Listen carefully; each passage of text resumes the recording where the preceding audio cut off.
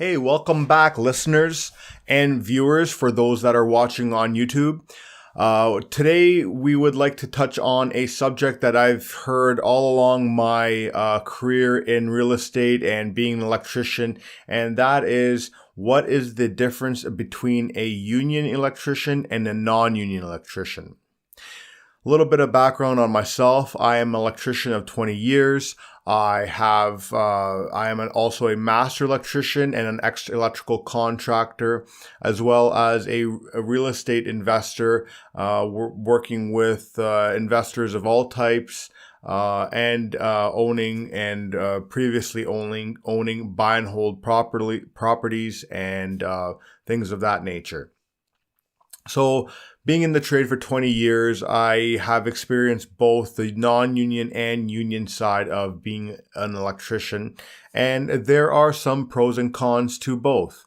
And I'm going to talk about it now after I've had some time to sit back and reflect on what I enjoyed as a union electrician and what I did not enjoy as a union electrician, and vice versa for the non-union side of things.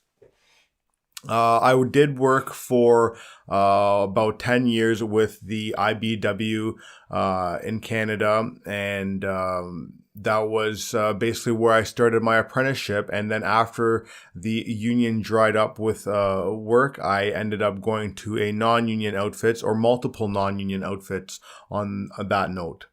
So let's dive into this right off the bat. What is the first thing anybody asks when you're going into the trade? What is the pay?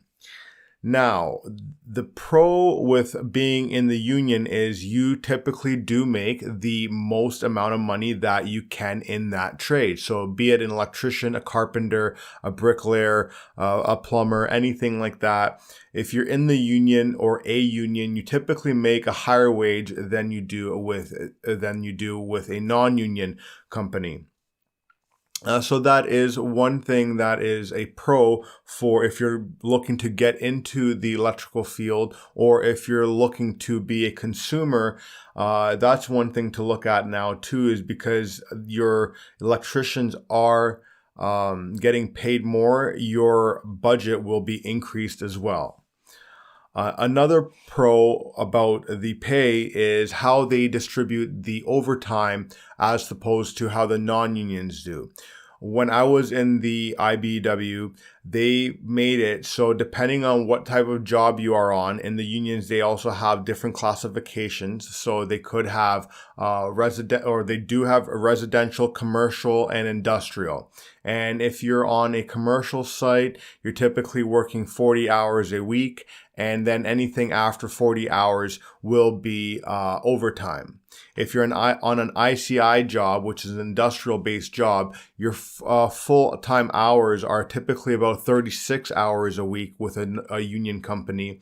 And then after that is a double time, not time and a half like you would get on a construction and maintenance job or on the lower end one. So that is one benefit on the union side. So again, the consumer will not like that because, again, they will be dishing out more money faster than they would if they were to hire a non-union contractor. Now, this is the difference between getting paid more with the union and not getting paid as much with the non-union is the job security. So if you're working with a union, typically you're going to not work all year unless you're in with the company. There's a huge difference between working for the union and working for the company. I can get that, touch on that down the road on another podcast.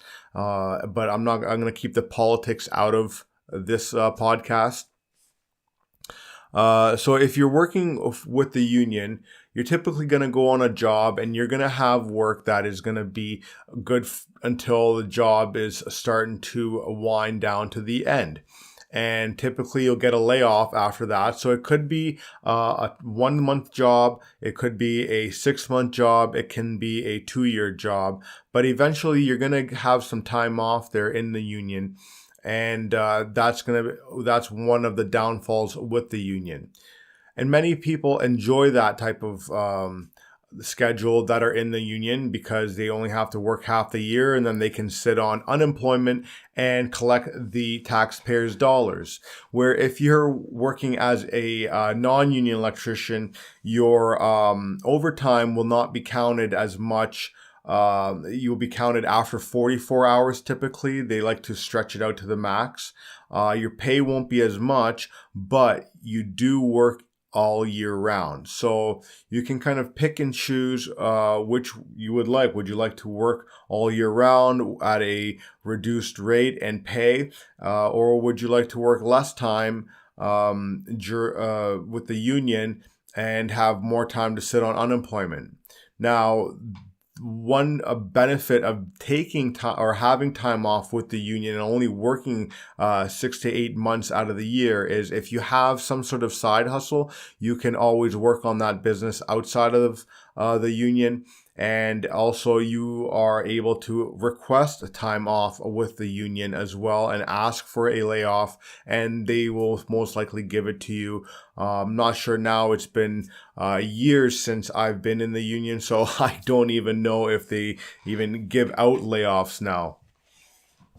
So now we're going to go with the hours of work with the union. Like I said, you got different tiers. So you'll have anywhere between 36 and 40 hours of work, where with a non-union company, you'll be working at least 44 hours a week at regular time, and then you'll have overtime kicked in after that.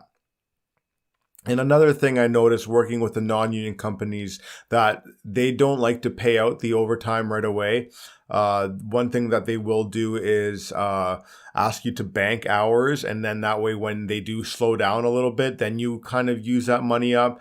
I don't really like that. I'd rather have my money in my pocket and not in the boss's pocket, and letting him do what he wants. But that is that. The type of work you're going to have now between the union and non-union sectors is going to be very similar. The union sector is going to typically take on more of the institutional jobs, the government jobs, military-based jobs, the larger projects that require a large number of men on the job. So if you are having a data center put up together or a cogen plant, if you're doing nuclear work, typically you'll have the union in there as well, because they can man the jobs really quick from people all over the country. So that's one thing that the union gears more towards, is the larger projects. And this is why I was saying that you could not have work all year round, because once that big project's done, if there's no other projects around your area, you could be sitting for a while unless you want to travel outside of your city, which is always an option with both union and non-union companies. So with the non-union companies, they're not going to be taking on many. I'm not going to say that they don't take on the projects, but I've not seen many non-union companies get into these bigger jobs. So one thing with the non-union, you're going to get more of the commercial strip malls. You're going to have more of the residential basement finishes, additions, things of that nature, where the union won't touch those type of jobs.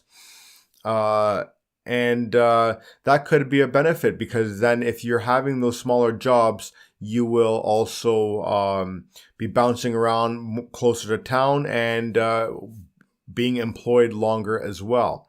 One thing I do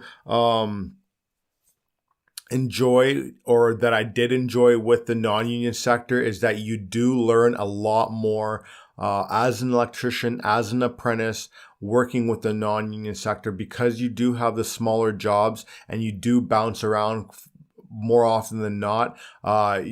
Your knowledge will increase that much faster, and you will have more hands-on experience than you will if you were to do union work, where if you do get onto these bigger jobs, you'll be stuck either bending pipe, pulling wire, setting up racking, doing a lot of repetitive tasks, over and over again. So you could be caught up just in 1 year alone of your apprenticeship, just setting up racking. And then you learn bending pipe for another year, and then you're pulling wire for another year, but you're not really getting into the nitty gritty things that you would be with the non-union sector. Now we're going to move on to training. The training with the unions and the non-union companies are completely different from my experience.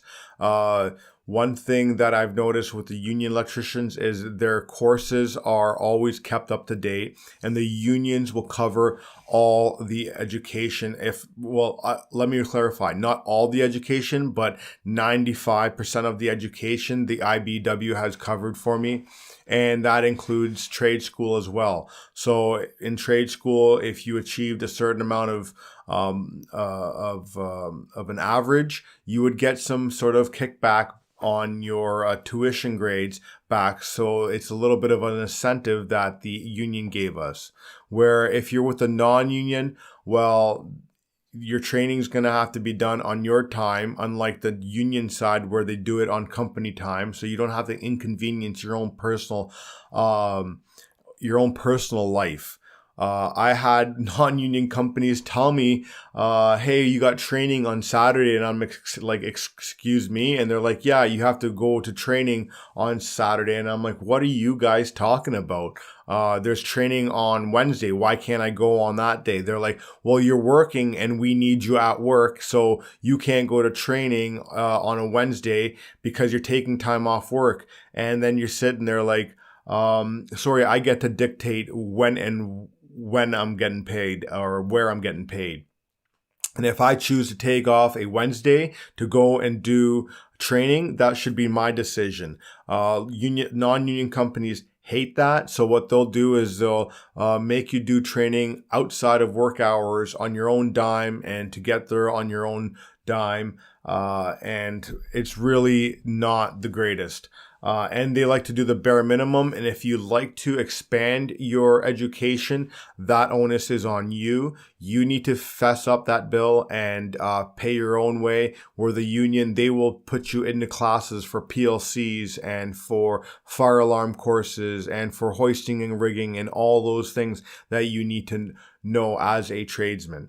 So with the training side of things, hands down, it's the union. So as a client, that is going to be something you might want to be looking at is who has the best training for your job, so that you know that they have the ability to do what they say they can do.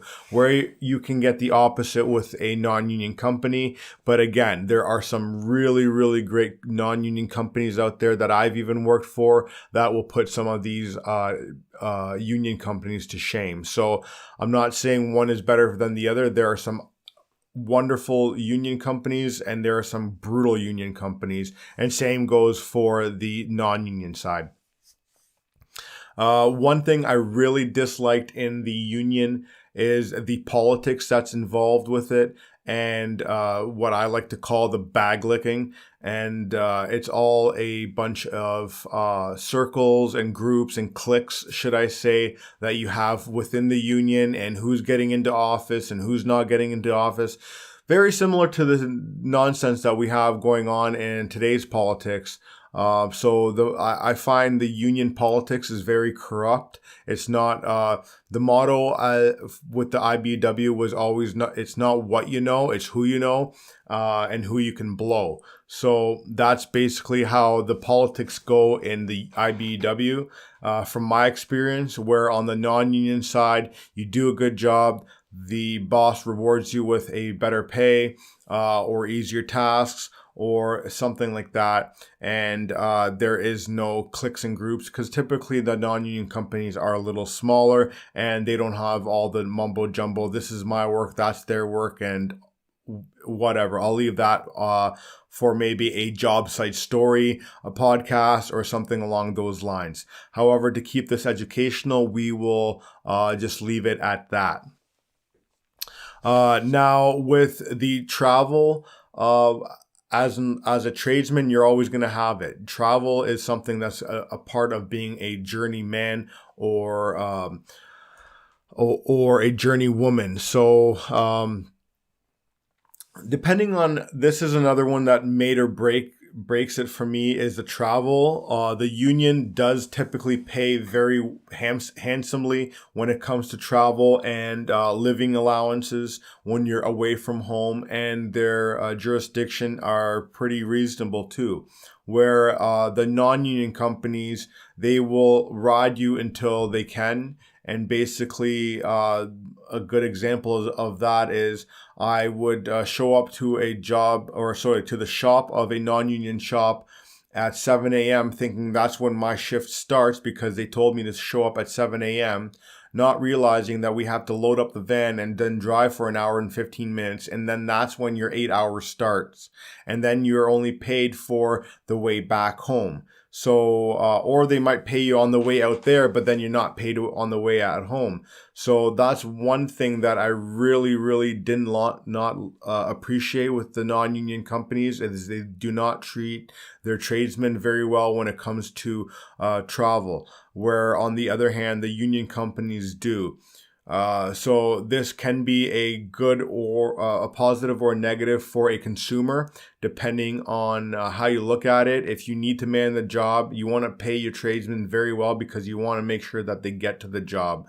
How many jobs I've gone to, or should I say how many times I've shown up to the shop and they're told me I have to drive 2 hours to start my shift, and I just kind of went back home because I'm not going to be earning $15 to waste 4 hours of my round trip travel time with these non-union companies. So with the travel allowances, I'll say hands down, we'll go with the union.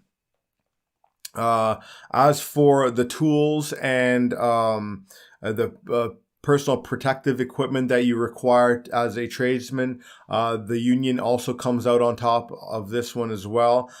They will provide you a majority of the tools that you need. The union will typically have a tool list that you get when you join the union, or if you're inquiring about the union, and they'll give you a lowdown of the basic tools that you need, and typically that is all you need. I have brought my own tools to other jobs, or should I say I brought other tools that I did not need or that was not required on the tool list to union jobs. However, the union typically provides you with all your drills, your bits, your PPE, so your hard hat, your safety glasses, your mittens, should I say, what I'm trying to get, the gloves, that's where I'm going with. And they also, in your benefits package, get a very good coverage when it comes to, say, work boots, or if you need a replacement of your attire. That's another thing that the union covers, where with the non-union side, the tools are all yours. I've been on job sites, and I'm not even joking, where the electricians, apprentices, and journeymans are bringing in their own brooms, they're bringing in their own dustpans, they're bringing in their own job boxes to store their own tools, and if it gets stolen, oh well, sorry. I do not agree with that, so hands down, I would say the union again. But again, this will come to a cost to the consumer who is hiring these people or these contractors to come and do the job. Because if the union's supplying all this stuff, obviously the wages are going to be higher. Now, how much higher are the wages is typically about 10 to 15% higher than what a new non-union company is. It all depends on the union as well and the non-union company. You can have a little 5-man outfit non-union company that charges half the price as a full-service union company that takes care of commercial, industrial, chemical, and automotive plants. So it all depends on the outfit of that too. So when it comes to growth within the union and non-union, I would say it's the same. Again, you're going to have more BS when it comes to the union side of things, especially if you're trying to get into the union office and run for office titles. But if you're looking to stick with the company and grow with a company, you have the same opportunities with the union as you would with non-union companies. And the top jobs, again, are basically the same as well. So in the end, it all comes down to personal choice. And as a consumer, it also comes down to personal choice. Do you prefer to pay more for a job and have the manpower that is required?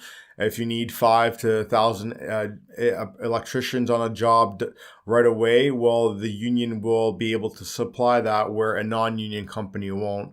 However, if you can prolong the job and you're not looking to get it done very quickly and you want to save some costs, I would totally recommend going with a non-union company just on that note as alone.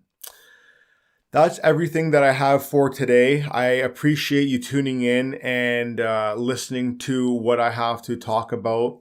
I have a lot of content coming up in the future. If you have not followed me on other social media platforms, please do so. I'm on LinkedIn, Instagram, and now we do have a membership program on Patreon, and that is starting to get running and off the ground as well. So I advise anybody listening to who wants to grow their knowledge in the real estate or electrical field, or if you're looking to have your own personal electrician, that would be me. I could be your own personal electrician. Head over to Patreon and subscribe to one of the tiers that you have there, and you will have access to your own personal electrician. Ask your own questions, get your own drawings developed, get your own troubleshooting done at a fraction of the price of calling a in-home service where you're going to pay hundreds of dollars just for them to show up. Once again, thanks for joining me. I will talk to you on the next one. Take care. Bye-bye.